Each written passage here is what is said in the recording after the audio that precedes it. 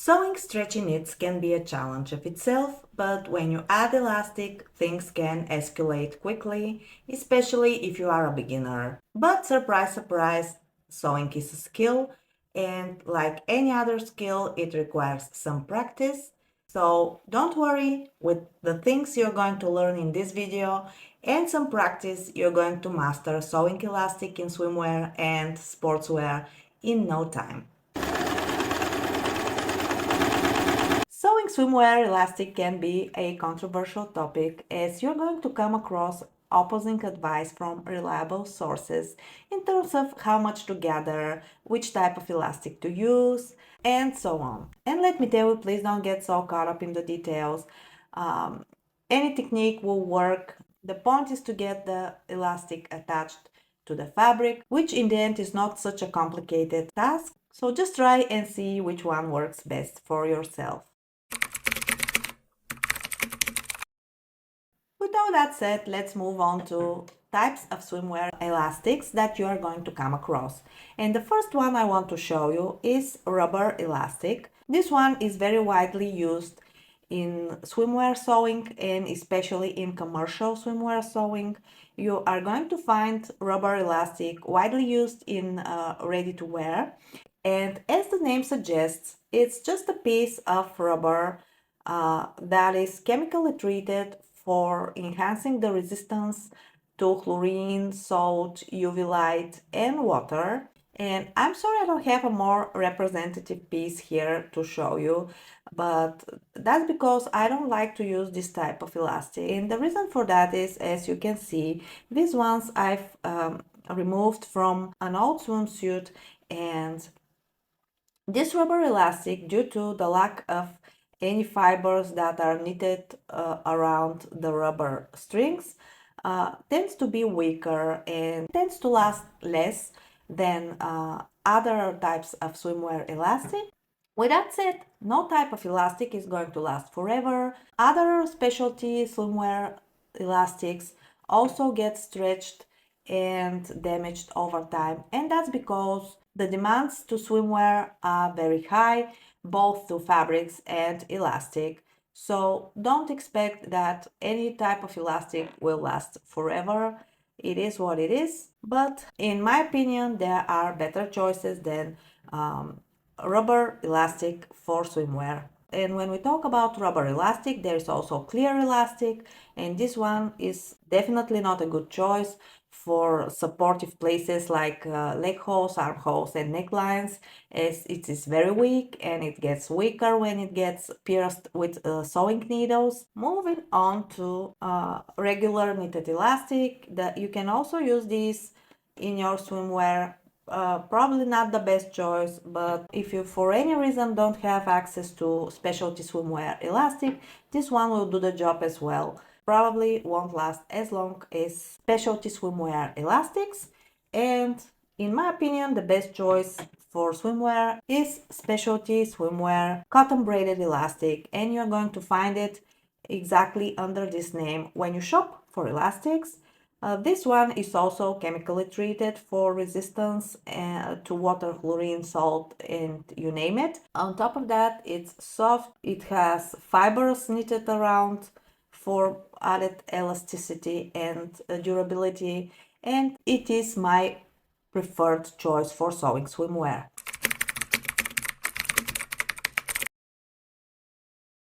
And as for the width, swimwear elastics come anywhere from 5-6 millimeters up to 1 centimeter, which would be 3/8 of an inch. When you pick the width of the elastic, you should consider the seam allowance left for elastic in your pattern, and also you should consider how much gathering you want to achieve and which one you are most comfortable with sewing over, so that you can achieve the perfect fit that you're aiming for.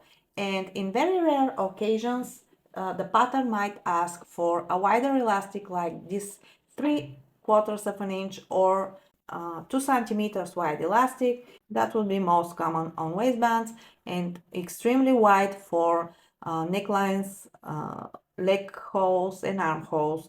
So for this, you should stick to up to 3/8 of an inch or 1 centimeter wide elastics.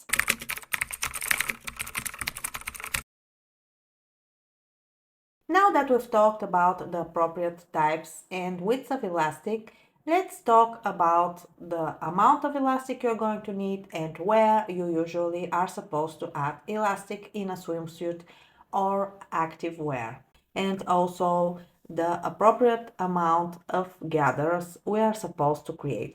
In most cases, elastic should be added to every edge of the swimsuit where we don't have joining seams like here, which would be necklines, armholes, leg holes, and if the design happens to have any decorative elements like here, elastic is also added here for the best fit and support. The elastic is usually added last after lining, after other decorative elements like this gathering here, and on the inside of the swimsuit, and the edge of the elastic should match the edge of the fabric here.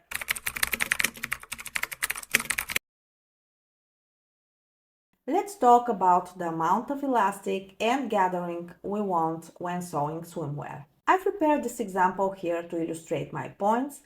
First, we have this very loosely attached elastic on the bottom here, and then we have this extremely gathered elastic on the armholes and neckline. And both of these have their problems. We know that patterns for swimwear and activewear are created with negative ease, which means that the finished garment is going to be smaller than the body measurements.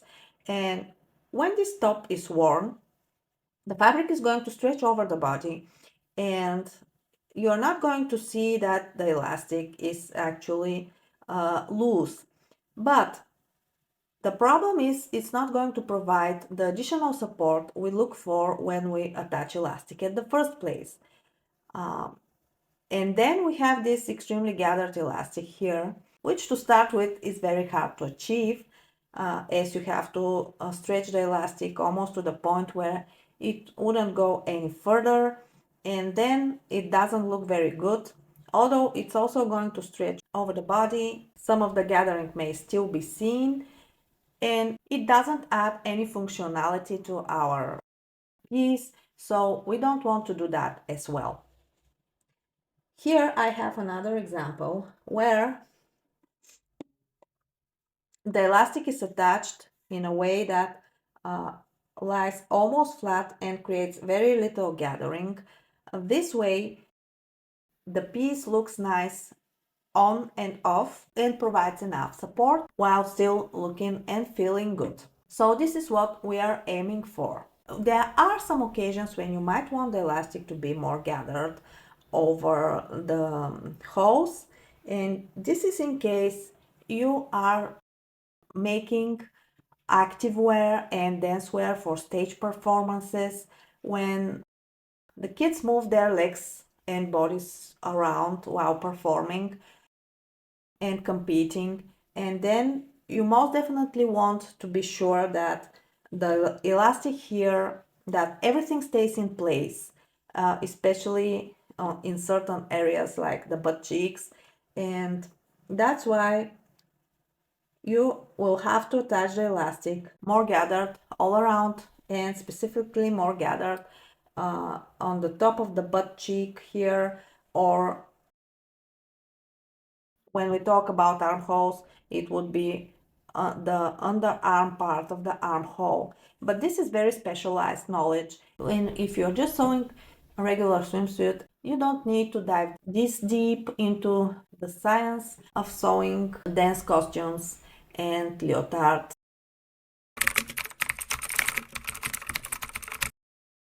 I'm going to show you two ways to attach elastic to swimsuits, and the first one is the beginner-friendly method, and the second one is how I like to attach elastic to swimwear. So you're going to be able to pick which one you feel more comfortable with.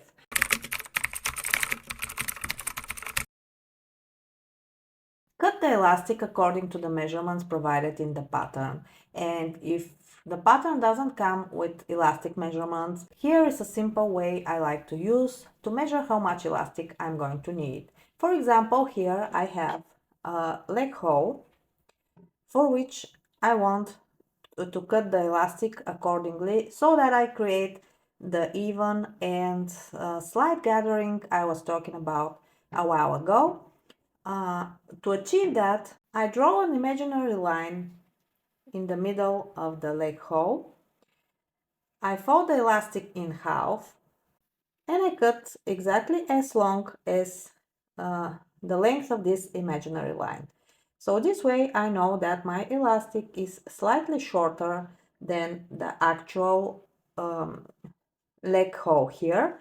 And when I overlap to sew it together in a circle, it will get just a bit shorter.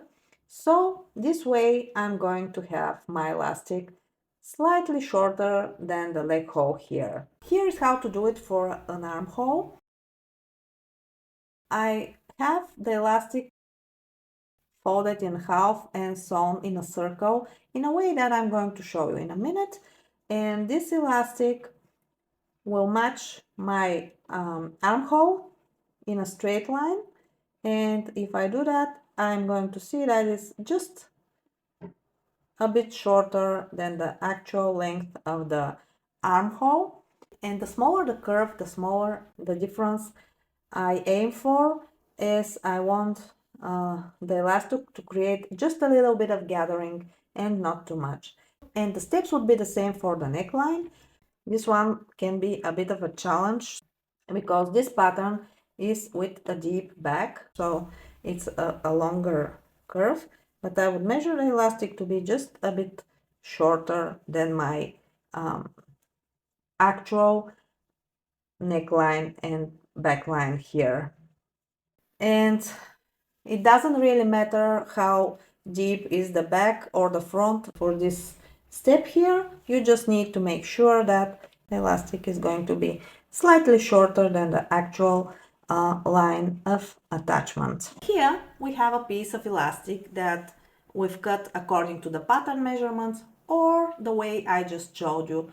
And now we need to close it in a circle by overlapping the edges in a way that is going to resemble the leg hole we are about to attach it to. So we need to mind the direction of the elastic. We don't want to twist it, as it's not going to be easy to sew later. And we overlap the edges like this. We don't want to overlap too much. In fact, I would go as little as I am comfortable with, and I don't like to sew it in the middle as the edges stick out. I like to make two parallel stitches on both sides like this, or if it's easier for you, you might make a little rectangle like so, whichever works for you. And I have prepared one for an armhole and one for a neckline here. I want to mark quarters on my elastic circle and then align these quarters with the quarters of the hole I'm about to attach the elastic to. Let me show you how to do this. Fold the elastic in half wherever, and using a textile marker like these ones here or any other way you are used to mark your fabrics, make two marks exactly where the elastics fold in half. So I'm gonna put a mark here,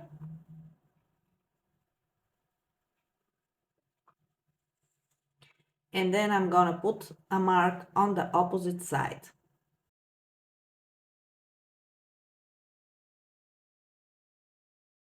Once I do, I fold the elastic in half so that those two marks match exactly.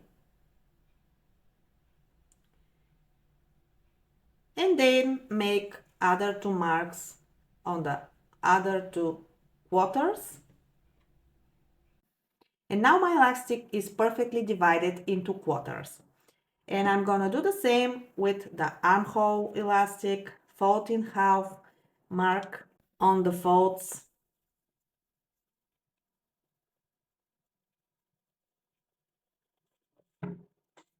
And then fold those two marks together. And put another 2 marks on the other 2 sides, and now this elastic is also marked in quarters, and the steps are exactly the same with the neckline elastic. So now my neckline elastic, my leg hole elastic, and my armhole elastics are perfectly divided into quarters, and I'm gonna do exactly the same with the elastic for the waistbands, and everywhere I need to add elastic too. And the next step here is to mark the actual piece. So how you do it? You need to take the quarters here as well, and you need to do it in a way that they're pretty much exact as they are exact on the elastic. And to do that, I'm gonna start with marking the point at the side seam, and that would be my first point of reference. And then I'm gonna fold it in half and find out where is the opposite point for the other half. And in most cases, it won't match the crotch seam. Leotard and swimwear patterns usually have the front longer than the back. Sometimes it's the other way around. That's because the lining usually looks better when it's just a bit moved out just a bit to the back. And leotards have the back going longer than the front. It doesn't really matter for the elastic appliance, just make sure that you fold in half and find the point precisely. It would almost never be exactly on the crotch seam. And now that you have these 2 new marks, one on the side seam and one on the opposing sides when you fold, we need to do the same that we did with the elastic. Fold in half so these 2 marks match. And this will give us the position of the quarters and where we actually need to add the 3rd and 4th mark. So one would be here, and once again matching the first 2 points, I fold, and exactly on the fold I make my 4th mark. And now, as you can see, let me transfer this mark on the front side so it's easier for you and me to see. And now I have 4 marks exactly on the quarters of this leg hole. I have the elastic prepared already. What I'm going to do now is I'm going to pin. I'm going to match the quarters on the elastic with the quarters on the fabric, and I'm going to pin them together in a way that the edge of the elastic aligns with the edge of the fabric. And I'm gonna pin, minding the elastic as I don't want to twist it. I will take the opposite quarter and mark it to the opposite quarter on the fabric, and then again pin.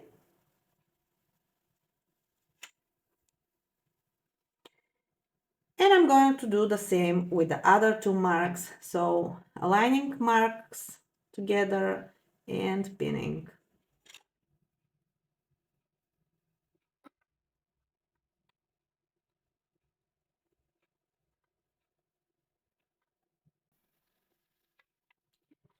And now, as you can see, the fabric is a bit more loose than the elastic, and if you need to, you can add additional pins here and there to help you be more confident while sewing. And the next step would be to actually attach the elastic to the hole.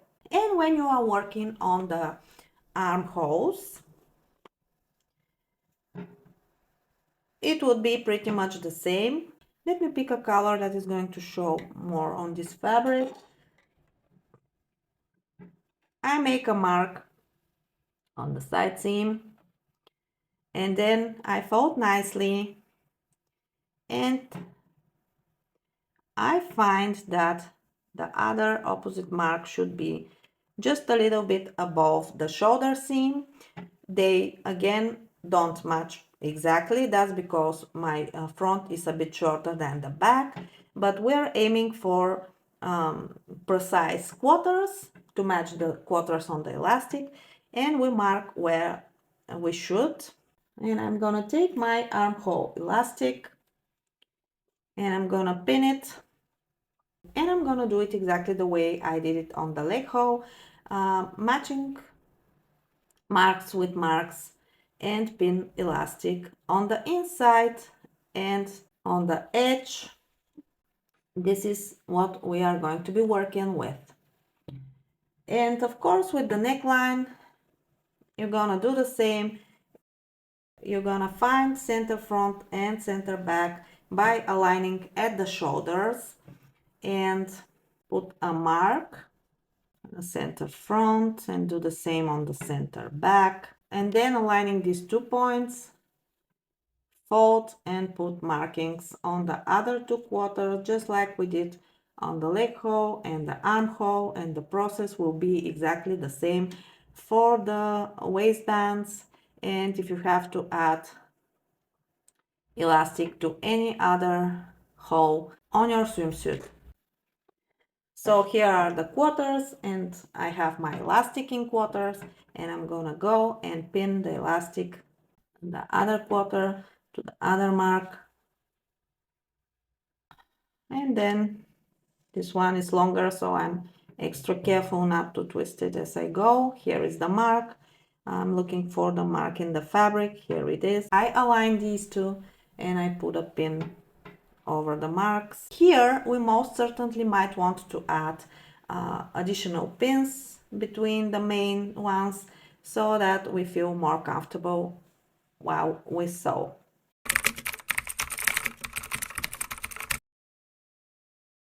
To attach the elastic to the fabric, you can use either a regular sewing machine or a serger. If you're going to use the regular sewing machine, use a zigzag seam or any other seam that tolerates stretching according to your machine's capabilities. You can even use a straight stitch as a basting stitch and pop up the threads of this stitch later when you finish the top stitching of the elastic. I like to use the zigzag seam, and I also make sure that I'm using a stretch needle, or even better, a super stretch needle like this one. And I'm gonna start by making a couple of stitches in order to make sure that the fabric and the elastic are secured together and that they are not going to come out of the machine when I pull to match the elastic with the fabric. I also make sure to align the edge of the elastic to the edge of the fabric, and I pull slightly as I go. I don't want to stretch too much and pull the fabric as well. I stretch just as much as the elastic matches the fabric, as I don't want to create additional bulk and gather and distort the piece. I try to keep my seam in the middle and I adjust as I go.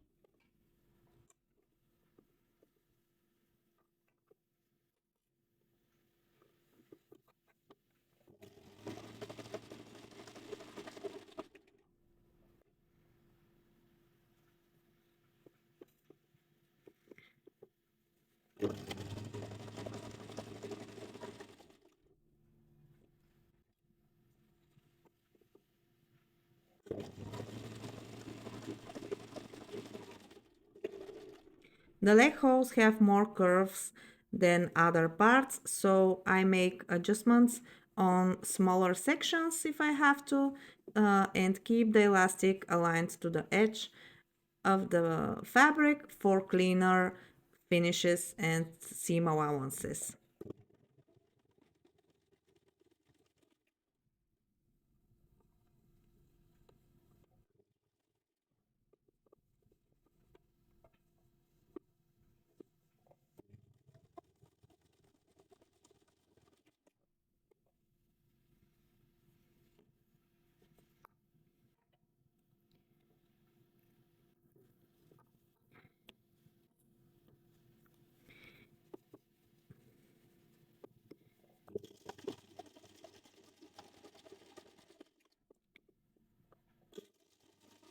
And when I reach the beginning of the seam, I overlap a couple of stitches to make sure that everything stays secured in place, and I already have the elastic attached.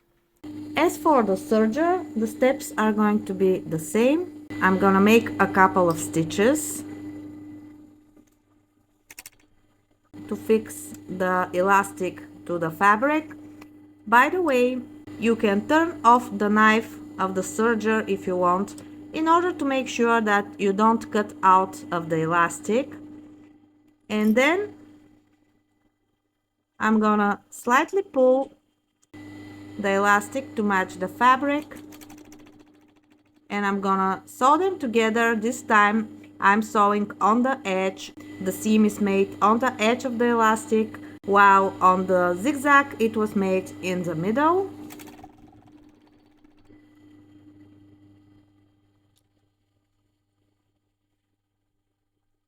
I adjust the elastic as I go so that it matches the marks.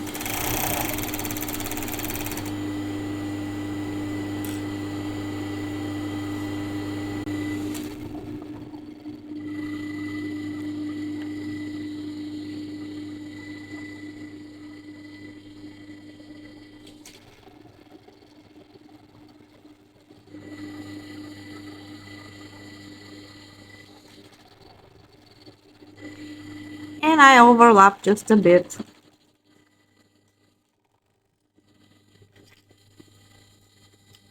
And this is the elastic attached to the leg hole on a serger. For the top stitching, I want to sew on the face side, and on top of that I want to sew on the inside edge of the elastic, so that the elastic doesn't move around and twist later and be nicely fixed in place. And to do that, I need to make sure that I sew at an even seam allowance, and that's why I'm going to use the presser foot's edge as a guide. I don't want to use the numbers on the plate for 3/8 of an inch seam allowance or 1 centimeter, because I'm going to sew on the inside here and not in the middle. And if I follow this guide here, my seam allowance is going to be too wide. I can also use additional seam allowance guide like this magnetic guide here, and I'm going to press it so that it touches my presser foot.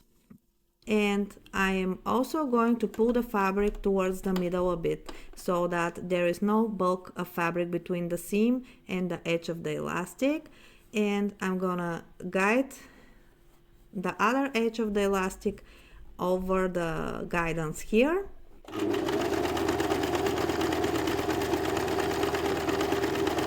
And I'm also stretching the elastic to match the fabric, just as I did when I was attaching the elastic.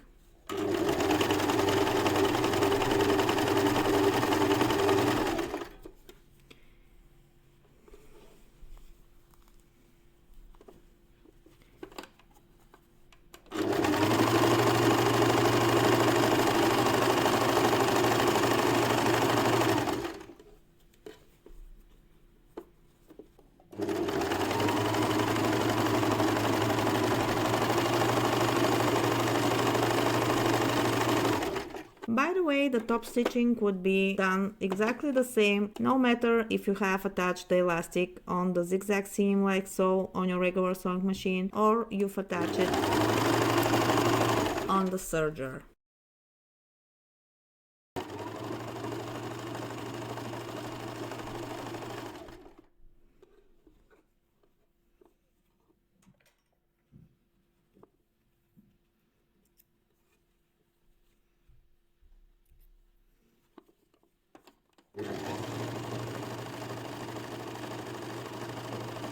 I'm gonna sew a couple of stitches over the beginning of the seam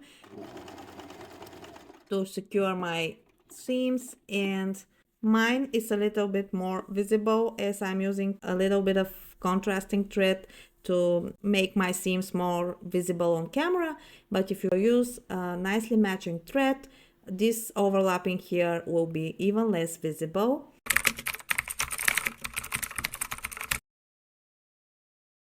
Now that I've shown you the beginner-friendly method to attach elastic, I'm going to show you the one that I actually use and prefer when I sew swimwear and activewear. It might require just a bit more skill, but it saves a lot of time. I don't have to pre-cut the elastic, pre-measure, divide in quarters, overlap and sew in a circle, then divide the fabric in quarters and then sew. I just go and apply the elastic directly from the spool, although I prefer to unravel it a while before just to let the elastic relax. I start somewhere on the garment, doesn't really matter where exactly, and I align the edge of the elastic to the edge of the fabric just like in the example before. And I also make a couple of stitches in the middle of the elastic to make sure that when I pull, the whole thing won't come out of the machine. And once I do, I start applying just a slight pull to the elastic as I sew. I don't want to stretch the fabric at all. I stretch only the elastic and very gently. I don't want to attach it flat so that it doesn't function at all. And I don't want to pull it too much to create too much of gathering.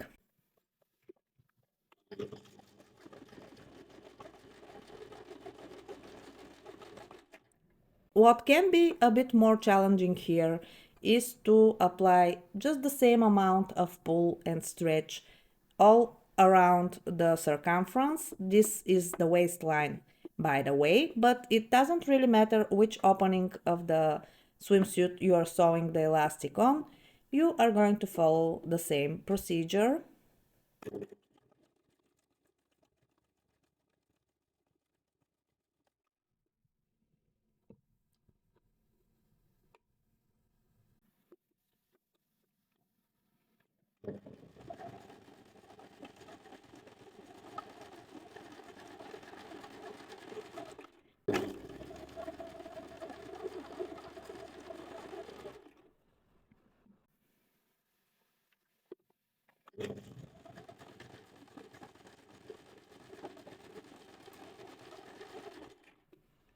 This way I have much more control over the gathering I'm about to achieve. I feel how much I need to stretch as different elastics stretch differently, and this is the way I can achieve the perfect results.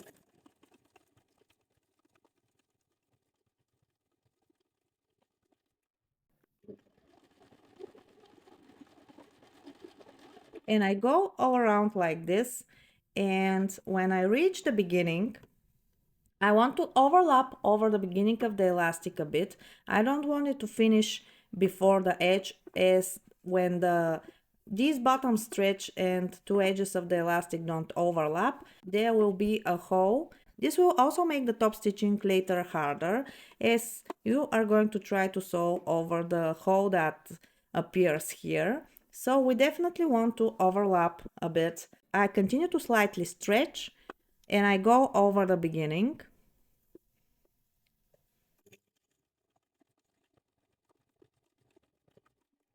And I make a couple of stitches over the beginning and I lock my seam.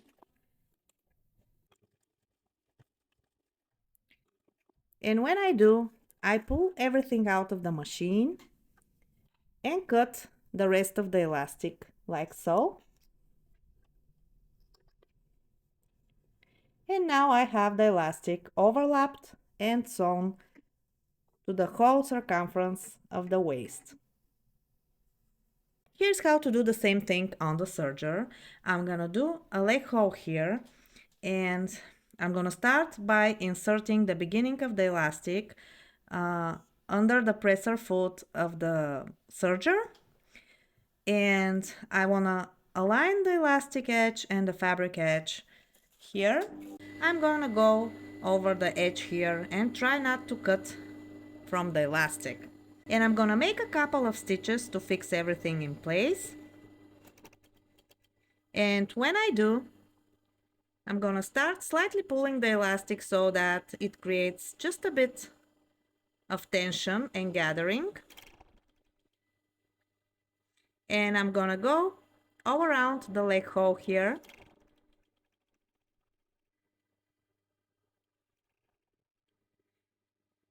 Slightly pulling the elastic and adjusting it to match the curves on the leg hole. I don't want to cut too much of the fabric here. I want the leg hole to keep its shape.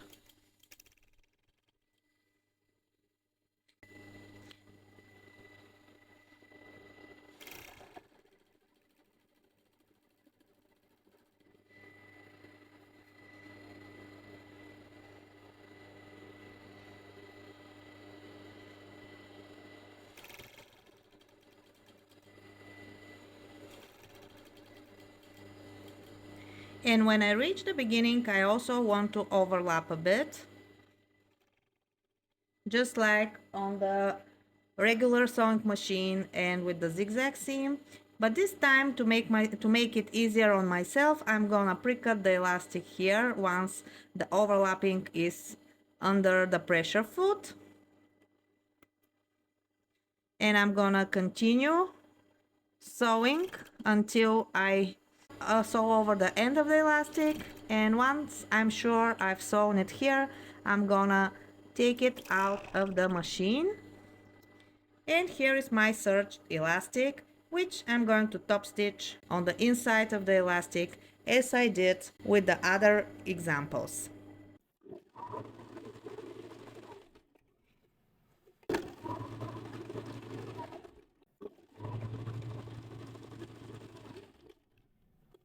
Here is my top stitched elastic over a serger seam.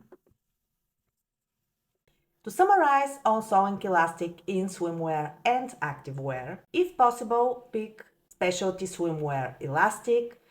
Use a width of the elastic according to your pattern and the seam allowances included. Attach the elastic a bit shorter than the actual circumference you are attaching it to. Use a stretchy seam or a zigzag seam if you are using the regular sewing machine. You might as well use a serger for attaching the elastic. For the top stitching, you also can use the zigzag seam, or if you're lucky enough to own a cover stitch machine, you can use this one as well. And here I have the two examples I've been working on.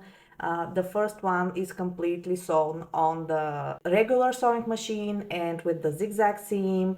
And the second one, I've used the serger to attach the elastic, and again the zigzag seam to top stitch over the elastic. Both of these look good in my opinion. Probably the serged one looks a little bit cleaner on the inside. The zigzag looks perfectly fine to me as well. Both of the techniques I've shown you do the job as well. As I said, I prefer the second one just because it saves a lot of time and gives me more control over the gather I want to achieve here and there on the circumference of leg holes and armholes.